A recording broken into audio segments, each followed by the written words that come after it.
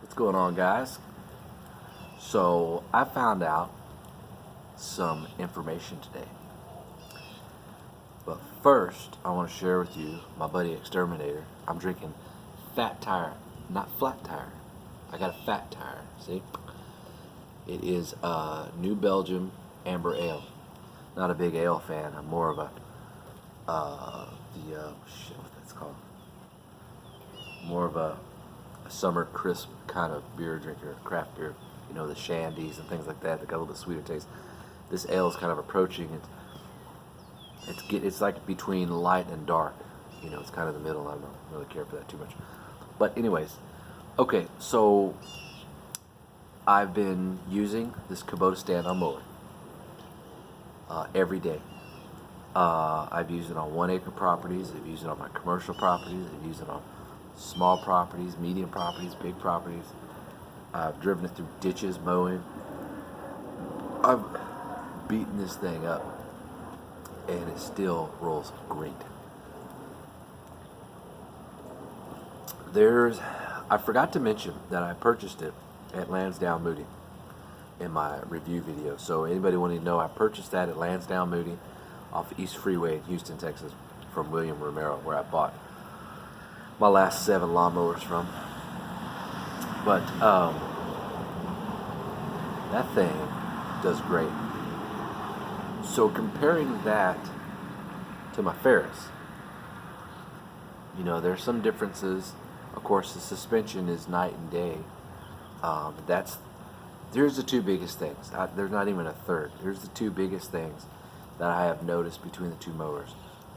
The Kubota doesn't have the suspension that the Ferris has, and the Kubota doesn't have a platform that sits a little bit higher like the Ferris does. So if you're standing on the operator's platform on the Ferris, you're probably about this high off the ground, which is good, and then it angles out up as you go away from the machine. But as you step on it, it comes down because of the spring. So Kubota is like this high off the ground. I mean, it's like right there.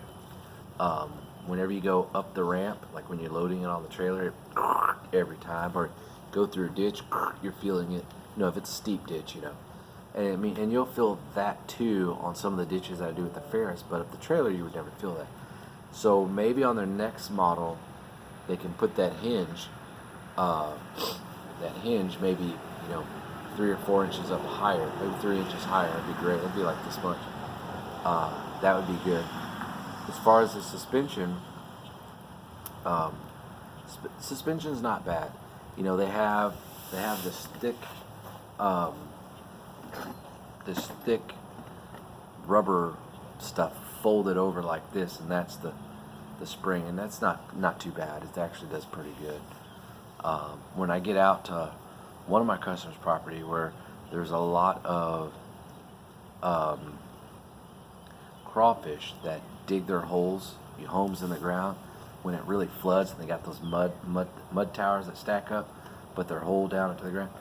Yeah, those things over years of time, those things really create holes and dips in the ground, and it just like da da da da da da da da da. It's horrible. So on some of the zero turns I've had in the past, or walk behind mowers, dude, it just sucked ass because it was so bumpy.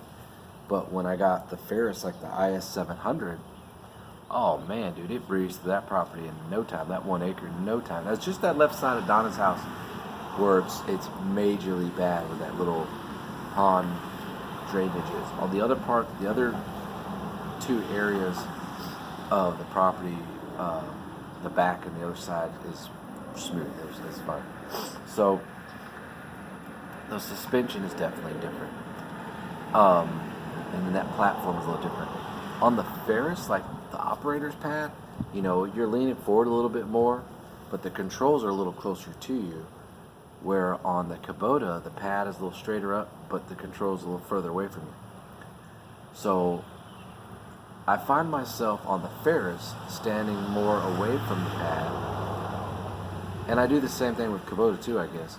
But I like how the controls were right there in front of me on the Ferris, where Kubota they're a couple of inches further out.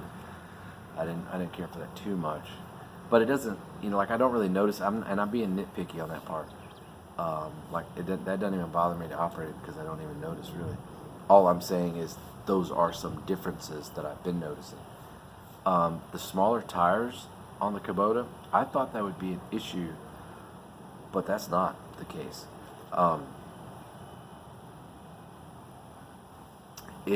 Those small tires don't slow that thing down for nothing, man. I can hop curbs, no problem. 6, 7, 8 inch curbs, no problem. Even with grass is lush right on top of that, and add another 3 inches of that, go right over it without even damaging the grass. You'll want to stand on the back of the operator platform and allow that mower to push up in the front end to get up over that curb easy, and then when you get there, step off the mower and then do your forward, and it'll go up over that curb. I mean, it does really well. Sometimes you may have to stand on the platform so it gives it that weight, so it'll want to go up. And there's a third thing. It's a little longer than the Ferris mower. So get you guys right here. Watch the traffic go by. So here's your point.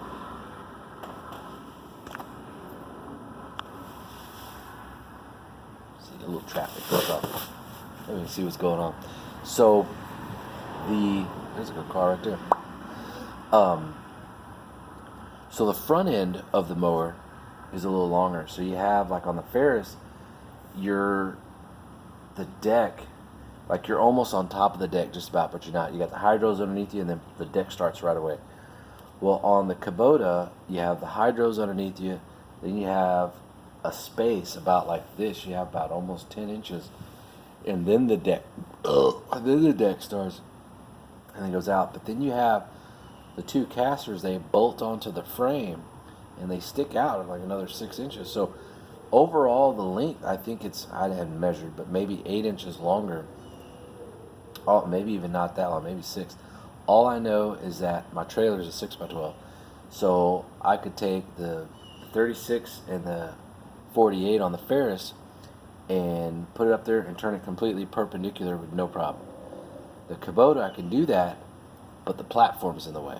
So once I get it up there and I get ready to complete that 90-degree turn, I have to flip the platform up, and then it'll turn in, and it'll be just fine. And I travel both of them actually like that. So if you see here, see that? Both of them are perpendicular to the trailer, right over the axle. I just started doing that a couple days ago. I'm really liking that. I like that. That seems to be it's balanced the trailer towards level on the truck, where they're not too far forward, and it wants to make the rear end sag. So I've been trying that, and it seems to be doing pretty good. Now, if you have them too far back, it'll want to bounce up like that. You can feel that. You just hear the clang, clang, clang of the ball in the trailer. That little slack that's in there. So I scoot them forward a little bit, and there's just a tiny bit of weight pushing down, not much, just enough to where it doesn't really want to bounce up constantly. So I had when I got the lift kit, I had an 8-inch drop down hitch, and then when I got the bigger tires, went from 33s to 35s, I had to go from 8 to 10-inch drop down. I don't know if you guys can see it there. So anyway, so that really helped. If I didn't have a drop down, that would look really bad. But okay, so it's the same engine, the FX600V, as what's on the Kubota as it is on the Ferris, and that's a good engine. What I've noticed on the Ferris is the deck from left to right. It's perfectly squared to the machine frame. So in other words, your left and your right spindles for your blades are directly across from each other. In the Kubota, they're offset. So the left one, if you're standing on the platform, the left one, your left, is further up, and then the right one is down. So you have this angle. And my Troy built flex machine was like that, and I always wondered why they did that. Now, I'm not an engineer or anything, but just by using these machines, what I've noticed is if you have a deck that's angled like that, it's just going to cut better. Well, it's not that it's going to cut better. I take that back. I think it discharges it better, mulches it up better, and gets it out the chute quicker, more efficiently. You're giving grass time to get cut up in there before it gets it out. I think it maybe cuts a little bit more finer. I don't know. I just know something's a little different when that angle is involved, when a deck like the Ferris is just straight across. So I do notice the discharge volume force, the seems to be greater on the Kubota 36 than my Z136, but same engine. So deck design is a little different. Plus the 36, I didn't have a mulch kit in there. The Kubota has the mulch kit in there, so that might make the difference. I don't really know. But, and I'm waiting on the mulch plate to come in so I can put the plate on there. It's got the high lift blades, which work really well. I mean, it cuts the grass really good. And then the Ferris, I had like the I had 5 different sets of blades. Those cut really well too. But, man, when the blades are sharp, like a brand new set of blades on the Z1 and then the Kubota, I don't know, man. They both have good cut. Now that I'm using this Kubota every day, all day, on almost every property, and some properties are big, like corn lots, I'll use the 48 on. It's got the mulch plate on it. I zip through, the front and it's done, put it on the trailer, pull the 36 in the back, or what I would do, most of the time 36 is the first one off of the trailer because it's the first one by the gate and the 48's right behind it. So what I would normally do if I'm going to use both mowers on that property, I would put the 36 in the backyard, close the gate, okay? Then hop on the 48, knock out the front yard, put it in the trailer, lock the trailer, hop in the back on the 36, do what I need to do, come back, load it on the trailer, blow everything off and go. So, but that 36, man, since I've adjusted the dampening control and the operator reference bar and the tracking on the hydro, dude, that thing is so comfortable to drive, so comfortable.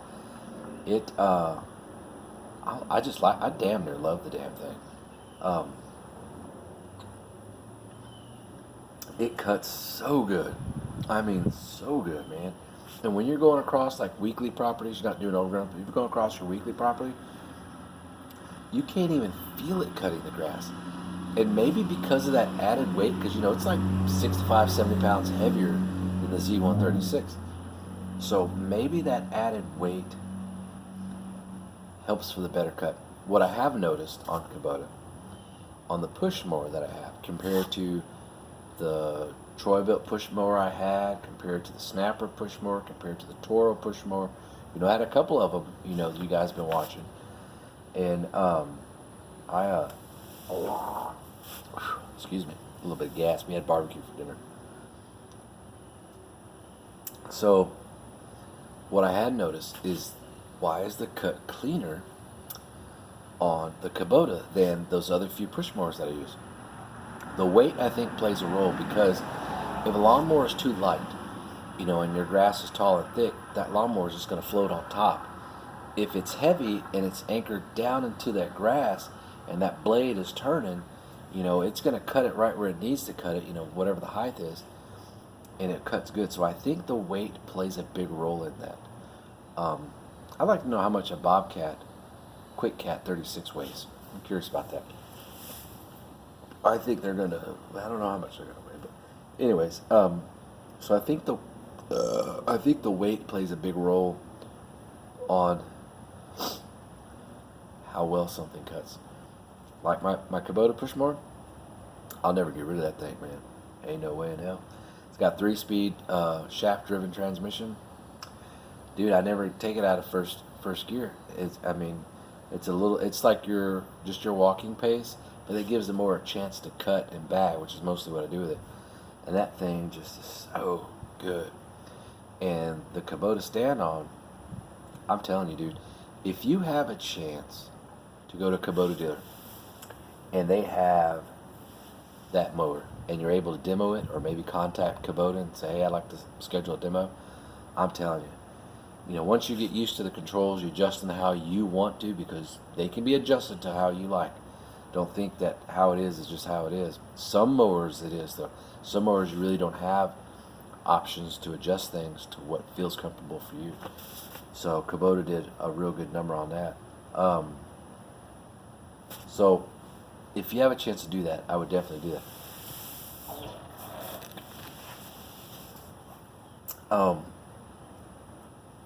The shifter on that mower to raise the deck. I mean, I don't know why it's way out there. I don't understand that.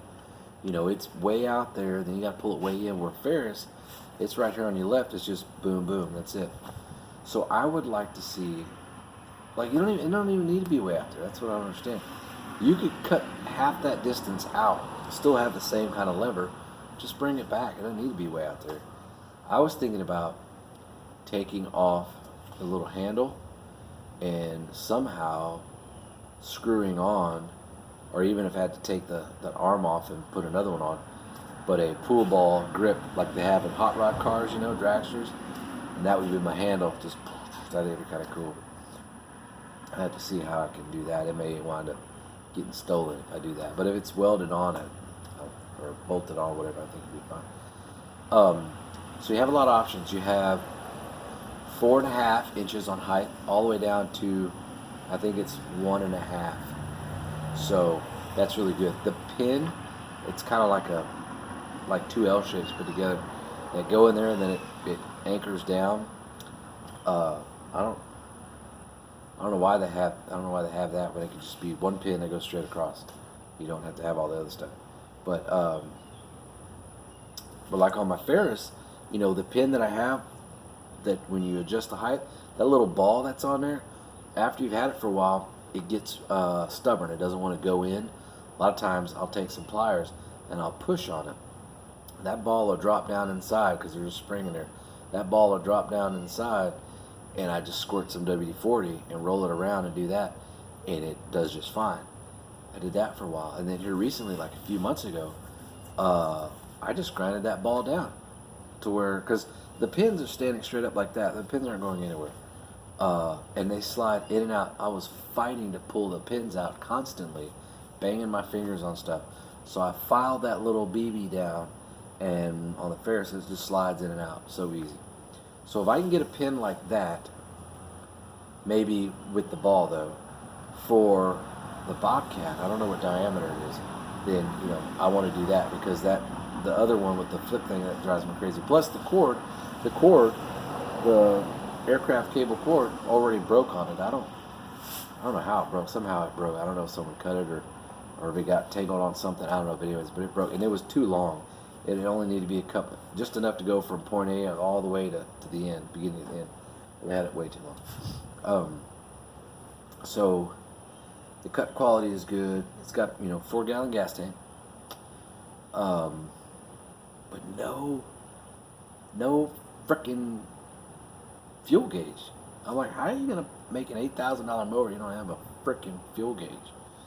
And you open it, the gas tank, and you can't even see how much fuel you got in there. So you can forget it, Jack.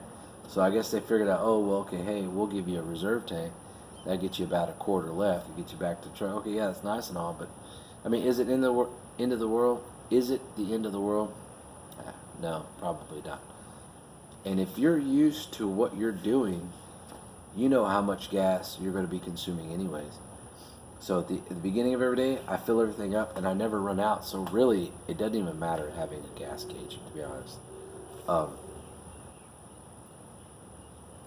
And you have the reserve, so it's not like you're just going to flat out run out right then and there. If you're doing a property, adding a property to your list that day that you didn't think about, oh, it's an acre property. Okay, well, you still got enough gas. If you go to reserve, still have enough to make back to your truck, no problem. So, on my fuel, see, I used to have Green Touch Green Touch gas can holders. I had the 5 gallon and the 2 gallon on the Sure Can, and I used it for like a couple of weeks. I'm like, I'm fucking tired of this shit, because every so often, every couple of properties, you have to refill your trimmer for sure. Sometimes your backpack blower will last the day, and sometimes it's a half a day. You got to add some in there or whatever. Some point in that day, you're going to have to add some on the blower. For sure, the trimmer every few properties you have to, because it's such a small tank. I was constantly having to undo it, take it out, put it in there, or pour the fuel in, put it back, clang, clang, clang, put the lock back. And I'm like, I'd have to do it 3 times a day. I'm like, dude, I'm tired of this shit. And some people say, well, they're designed to where the spout, you fold the spout down, and then you just click the button, and the fuel goes into your trimmer. Yeah, well, I'd have to hold the trimmer. Well, I don't really want to fucking hold the trimmer when I do that, because that's like very uncomfortable. I like filling up the trimmers and the blower while they are in the racks, because they're level, they're steady. None of this, I accidentally bumped it, the shit fell over, gas went everywhere. None of that stuff. I've done been through all that before. So I did away. I still have the gas can holders. They're up for sale. I just haven't posted them anywhere yet. And the Sure Cans. I don't care for the Sure Cans. I prefer no spill because it's easier, and I'll tell you why. Because I like to use no spill. Remember, when my trimmer, right here we go. My trimmers are on the rack, okay? So I get the no spill. It's got the little stubby spout, and I open up that lid. Okay, see here. It's so doing everything backwards. It's crazy. So I open up that lid right there, and I take the gas can, and I go like this, press the button, let go, and I go put it up. If I had to use the Sure Can, I'd have to hold it up higher, because remember, you got that long spout. I have to hold it up higher. Now, if it's 5 gallons and that bitch is full, dude, it's going to be heavy. Then you got to figure out how to, fiddle with the latch thing. Then it comes down. Then you got to see what you're doing. Then you got to squirt it in there. Then you got to let go, allow it a couple of seconds to go until it's done filling up. It was just more work than it was worth. And then I liked filling up this backpack blower with the no spill. So what I got now, and I've had the no spills for a while, and I started with regular gas cans. Like, I didn't know there was a whole world of gas cans out there. Still, I started watching YouTube. I'm like, this is fucking ridiculous. I just need a gas can. So when I started, I had a bunch of gas cans. Not a bunch. I had 2 or 3 gas cans. That was it. A couple of single gallons, a couple of 2 gallons, and that was it. So so I have this Rubbermaid tub, and I have the 2.5 gallon fuel. No, 5 gallon gas tank, and then I have the 2.5 gallon mixed. And of course, I look at my gauges at the beginning of every day, and if it looks like I need to fill up, depending what's on the schedule, I'll go fill up. If I know that I have enough to do what I need to do, then I won't worry about it. And if I need some, I'll already have some because they're in the truck. So, problem solved on that. So yeah, I was a little disappointed. Now, what I was thinking about doing is the gas can lids, you can go on Rotary or Granger. There's a couple other companies. I don't remember. You can probably just Google it. But you can find the lids that have the gas can float devices on them to tell you how much gas you have in that deal. So I was thinking about doing that, or drilling a hole on top of the gas tank and put one of the floats in there. Wait till the tank is completely empty, drill my little hole real carefully, and then that way it minimizes as much junk that comes out. And it's okay if if the little drillings, shavings get in there, they'll make their way down to the filter, but then you pull that filter out, and then you change the filter out. They won't make it past that filter, so you don't have to worry about that. Then you'll have your float. So I thought about that. So I'm going to do one of those 2 things. I'll get that done sometime this year, because I've got to know how much fuel's in it. Let's see here, what else? The front, the deck where all the pulleys are, dude, you got a lot of shields on that thing. You got the left shield, the right shield, the front shield, the top shield, underneath shield. Shields everywhere that completely cover the entire pulley system. That does help keep debris and a lot of other things out and away, so I totally get that. Where the Ferris, it's completely open. But I like it open too. Do I constantly have to blow grass out of it? Yeah, absolutely. Is there a lot of grass inside the Kubota area? I'm not really sure. I can't fucking see it. But so that's really not that big of a deal. The two plates underneath the deck. There's two plates. You can adjust those height for northern turf grass or southern turf grass. I thought that was really interesting. I am going to try that out. It's set, the way it's set is standard. So I want to see what happens if I adjust it just the complete opposite. So if it's all the way down, I'm going to adjust it all the way up and see if there's any difference in cutting grass. That'll be interesting. I may do that next time I go to cut my grass, or here in a couple of weeks, about 3 weeks. Let's see here, what else about that mower?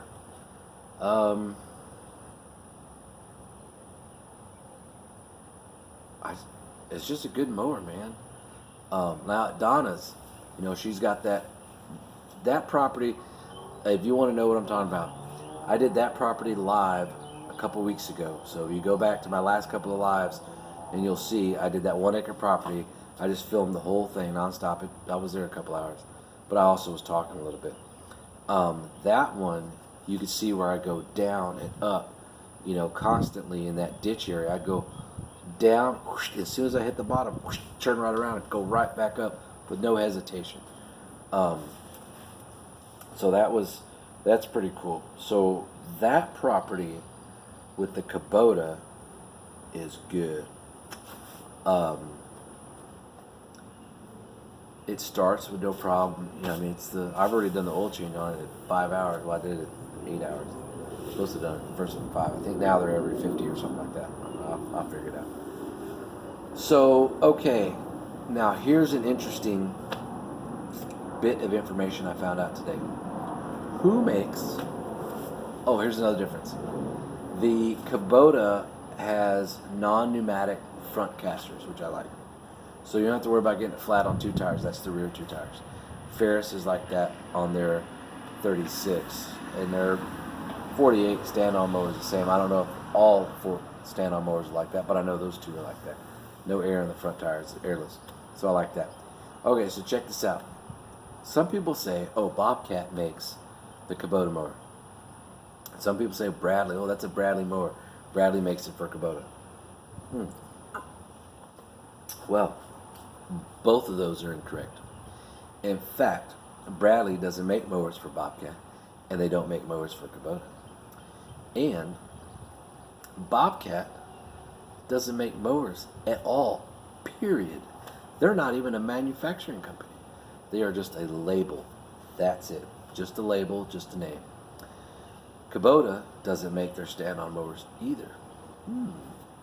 Well, there's a company in Wisconsin, and it's called Schiller Manufacturing.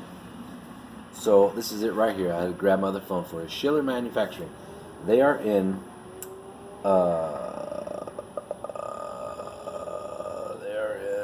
Wisconsin. Let's see here. They're in Wisconsin. Our history. I'll tell you. Right where.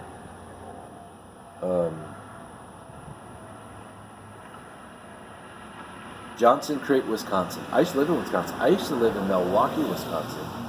And I used to go to 31st Street Elementary School for 1 year, which was kind of cool. Anyway, so they were established. I'm going to read this to you real quick. Okay, this is Schiller's story. Oh, before we do that, their brands explore our brands. That means companies have approached them, say, hey, Schiller Manufacturing, can you make this product for us? And there's an agreement, And so, now the only name that's not on here is Kubota. But you have Mantis, you have Ryan, you have Steiner. Oh, look at that one. You have Bobcat, you have Klassen, you have Little Wonder. Okay? So, they started, I'm not going to read this whole thing to you because I don't want to bore you. But they started in 2009. Established January 1st, 2009.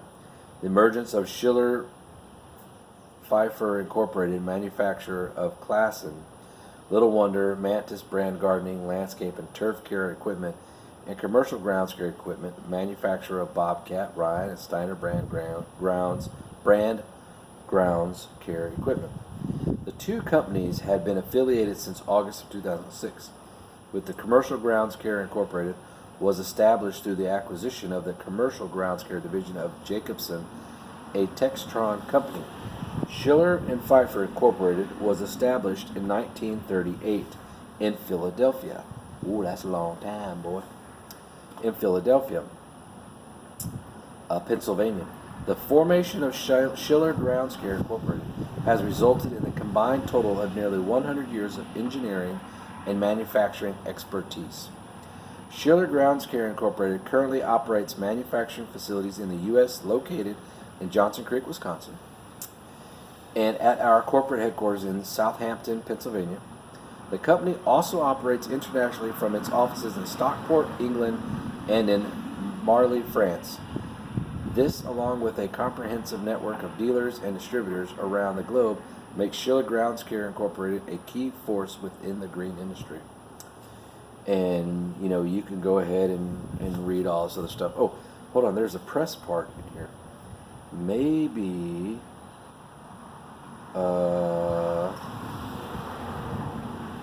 see if it says anything about Kubota. Hold on, guys.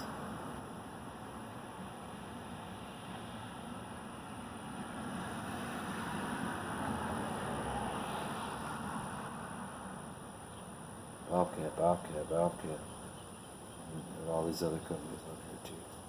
Okay, let's go to N. I don't know what N is. Oh, that's LinkedIn. Okay, I get it. Category, archive, company news, product news. Maybe it's in product news. Let's try that. I'm trying to see if I can find where it says Kubota anywhere, but I don't. But so what I'm going to do, because William Romero, my salesman, said, no, hey, he found out that Schiller makes them. I'm going to call them tomorrow, and I'm going to ask them, say, hey, do you guys make this? I need someone to tell me that they make them, that they make it. That's how I will know that they make it. So, and maybe their website just isn't updated yet, and I'm okay with that. As long as they say, yes, we make it, our website's not updated, then I believe that. If I call them and say, no, we don't make that, well, then whoever told William that is wrong. We need to find out. But one thing is for sure, Bobcat does not make mowers at all, period. They're just a name. So now you know that as a fact. So the way it works with that manufacturing company is these other companies go to them and say, hey, we would like for you guys to manufacture a product for us. We have our own design team that can create this. And of course, they're going to say, okay, hey, let's see what you got. Let's have a meeting. Okay, so our design people, are going to meet with your design people, see what you have, because that way we can tell you if our machinery can make, whatever it is that you're wanting. Or we can say, hey, okay, yeah, that looks good. Let's do this instead because it'll be better. It'll be maybe cost effective or better quality for you. Whatever the case may be, they have to have that meeting. So they have that meeting. They discuss what it is that they want to have made, and then the rest is history. Okay, all right. Echo does that with a lot of their products. So here's a little story I didn't tell you about. Back when I was with the Echo program last year, I was with them like a year and a half, and I decided to take a hike.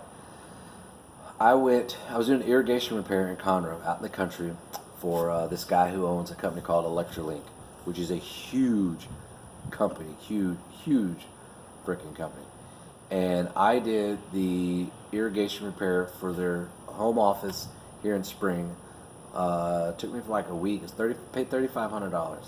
Did the whole irrigation by myself. Just repairs. So a lot of repairs, a lot of this, a lot of that. $3,500.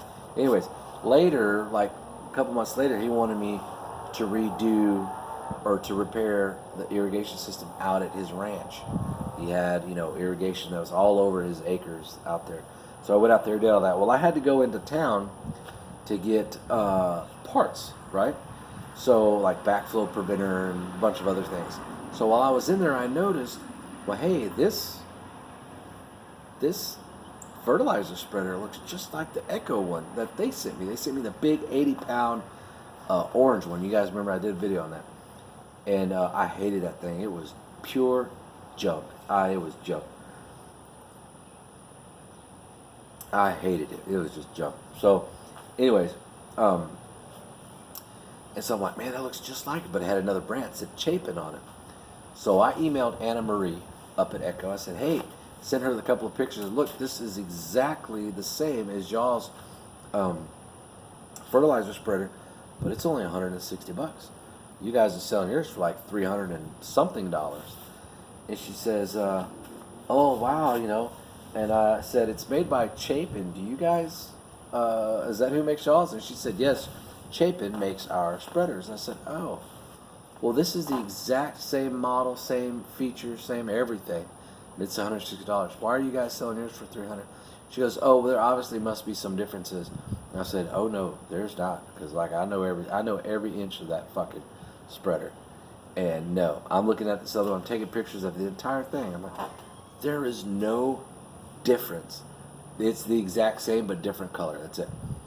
And so she says, oh, well, that's just too strange because Jason Wilkes, you know, one of the production manager guys up there, he designed that from the ground up to make it really uniquely different than all the other spreaders out there. And I'm like, well, it ain't different, it's the same. So that told me that those companies like Chapin and other manufacturers, they have a wide range of what they can make. They have tons of options. Okay, so it all boils down to what is, you know, they have the manufacturer over here, okay, this guy, and then you have the company who's also a customer over here. They say, hey, can you guys make us a spreader? Yes. And they lay out on the table, here are all your options on how you can, you know, design your spreaders. Here's what you could do on these different ones. We want to make an 80-pound spreader. Okay, here are your options for 80-pound spreaders. You can mix and match whatever you want. Okay, well, we want this, this, this, this. Okay, those are cool features. But how much is that? Well, it's this amount. Okay, cool. We'll make us 1,000 of those. That's how that works. Lawnmower manufacturing is no different. Any other parts is no different. They give you a list of options. If they have already been making them for another company, say, look, here's what we can offer you guys. These aren't patents, so there's no infringements. You can use any of these that you want. We'll slap your label on that son bitch and you're good to go. Now, if you're dealing with suspension or a patent of some kind, sorry, I didn't mean suspension. If you're dealing with patents of some kind, that's a completely different ballgame. So, you know, you have to be careful. You can have stuff similar, but it's got to have a certain amount of difference so it's not an infringement. But anyway, so yeah, and I'm like, well, shit, man. Well, another thing about Echo is they bought Shindawa like 10 or 12, 13 years ago. And they bought that, and this is not my words, this is Echo's words from Jason Wilkes and, oh shit, what's her name? And Barb, I don't remember her last name, but she's one of the ladies over the whole Echo Means Business UAG program. And she says, okay guys, well, we bought Shindawa, you know, 10, 12 years ago, or Echo bought it, whatever, for the main purpose of to use their technology because we like it and it's good, like the handles or the type of engines they use, the shafts, the everything, everything, almost everything. But all the stuff Shindawa had was like really good design. So they bought Shindawa just for the sole purpose of using that, plus the manufacturing over there in Japan. They can have stuff made and then shipped over here. Okay, cool. So they do that. So they do all that, and they don't even consider pushing Shindawa. They're like, no, we don't even fucking know who Shindawa is. You know, you mentioned Shindawa in one of those meetings, and they're like, so, you know, you guys want to order pizza tonight or what? They like totally ignore your ass. And so I'm like, man, why can't you just design your own stuff? Anyways, you know, this video isn't about why I left the UAG, but anyway, so I just thought those were some interesting things I wanted to share with you. And I don't know, it looks like there's a lot of light on my face. Maybe because it's what's coming from out there, I don't know. Okay. Anyways, well, I should probably get inside. I've been on there for 40 minutes. Well, I wanted to share all that information with you on the Kubota because it's really what I came here to talk to you guys about. I was going to do a live video, but 5, 6, 7 people got on live video. No one said shit. And I was on there for about 6 minutes. You know, I was asking a couple questions. No one was saying anything, so I just hung up. I was like, well, all right, no problem. You know, and that happens sometimes. You know, people are eating dinner or working or whatever. You know, I got started at 6 o'clock this morning, and I was done by 4. I did 7 properties. I had 8. But they got their house on the market, and they had a lot of showings today, so they wanted me to do it tomorrow. So that's fine. It's no problem. It's like half an acre, 3/4 of an acre, about a half an acre thing. But anyways, guys, I'm gonna get off here. If you have any questions about the Kubota stand-on mower, let me know. So remember, Bobcat is not in the business to make mowers. They do not make lawn mowers. Period. They don't make anything. They are just a name. They're an office with a name and a logo on product. That's it. Schiller Manufacturing in Wisconsin. I couldn't remember the name of the town. Jacobson. Anyways, Wisconsin makes it. And they make those other brands too. Now, I'm still going to find out if they make Kubota, and from the looks of it, comparing that machine, which is, it looks more of a Bobcat than it does a Bradley. Bradley doesn't even, there's only a couple features that look like the Bobcat and the Kubota, and I'm like, how can you say that's a Bradley? People say, oh, that's a Bradley. Well, they don't look like a fucking Bradley. They might have the same little short-ass stubby wheels and little bitty fender and a couple other things, and that's it. Maybe the handlebars or something, but it looks more like the Bobcat than anything else. But I'm going to find out. I'm going to call them tomorrow. I'm going to ask. And if they say, yes, we do make the Kubota, I'm like, dude, that's totally cool because I like this machine. It's awesome. So I'm digging the Kubota, guys. If you have a chance, go by your local Kubota dealer and say, hey, man, I like to take a test drive. Or, hey, show me this mower. What, you know, you guys have any specials on right now. If you go through Kubota Credit and if you qualify, you get 0 down and 0% interest. Boom! You know. That's the cool thing about Kubota products when you're financing them through Kubota Corporation, Kubota Credit Corporation, because you get those extra bonuses there. So, anyways, guys, well, I'm getting out here. I'm gonna get in the house. My buddy Bella's coming over tomorrow in the morning about 6:30. We're gonna put on his bracket for his grass packer, and then it's supposed to rain, so I'm gonna do properties if I can. I have 5 or 6 to do tomorrow, so we'll see how that goes. Anyways, I have a tree job to do on Friday, so hopefully, weather permitting, we'll do that Friday, and we'll bust out the McCullough Pro Mac 55 and maybe the Power Max 6. We'll see. Other than that, that's about it. Possibly a French drain install on Saturdays. We might, or this Saturday. I mean, we have one scheduled with the customer.